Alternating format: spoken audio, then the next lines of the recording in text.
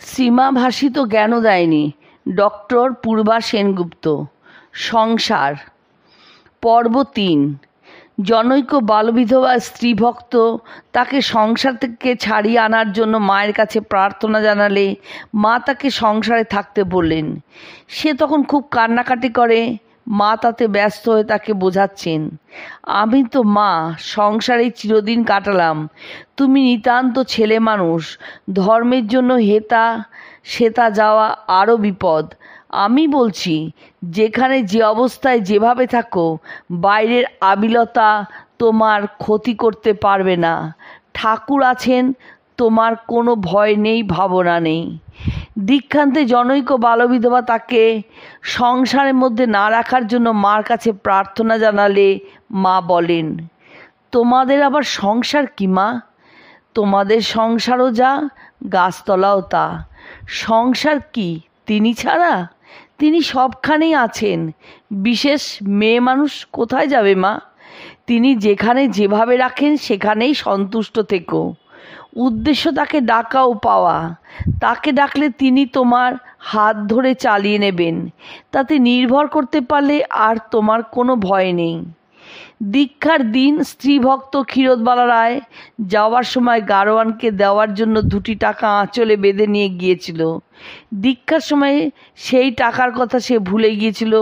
সে আসনে বসার আগে মা বললেন, বাছা, তুমি কামিনী কাঞ্চন ত্যাগী ঠাকুরের আশ্রিত হতে এসেছ। তোমার আঁচলে 2টি টাকা বাঁধা রয়েছে, ওটা খুলে রেখে এসো।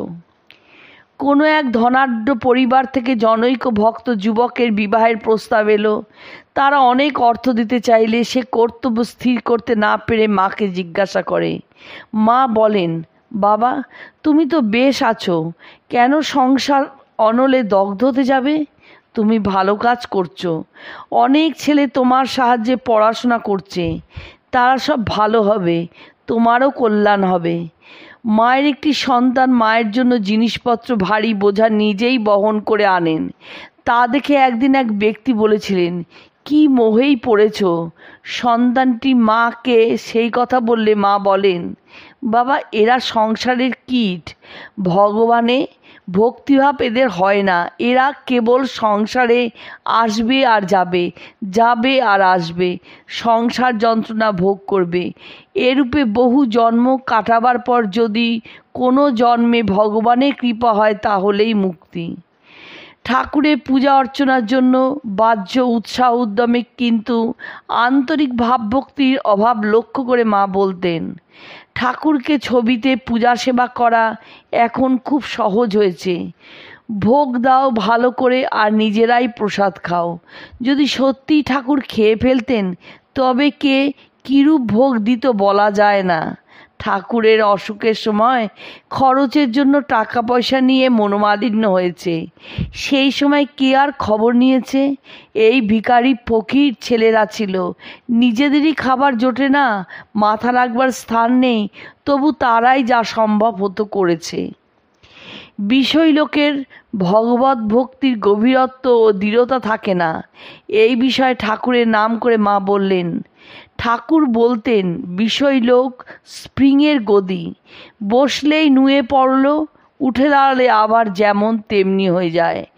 সংসারী লোকের ভাব শক্তি তপ্ত লোহার জলে ছিটা পড়তে না পড়তেই শুকিয়ে যায়।